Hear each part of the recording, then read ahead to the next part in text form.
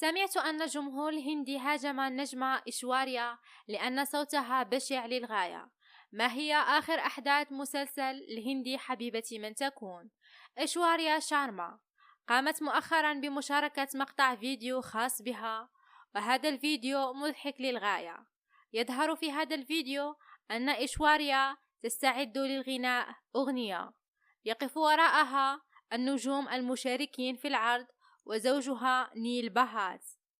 في البداية ينتظر الجميع أن تغني إيشواريا، ولكن بمجرد أن تبدأ في الغناء يهرب الجميع، حتى زوجها نيل بهات يحاول الهرب، لكن الممثلة ألقت القبض عليه. لاحقا جاء بقية النجوم أيضا لإنقاذ نيل، لكن إيشواريا لم تترك. عشاق المسلسل الهندي وصفها بالزوجة المسيطرة، حيث أنها تسيطر على زوجها نيل حتى لو كان الأمر مجرد مزحة.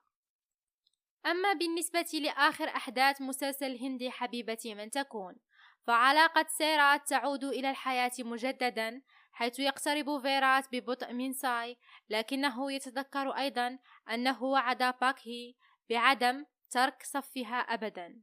ساي في منزل شافان لأن ابنها يخاف منها ولا يريد حتى رؤية وجه ساي. من ناحية أخرى هناك سافي التي تريد لم شمل والدتها وأبيها تحت أي ظرف من الظروف، كما أن كاكو تدعمها في هذا المسعى.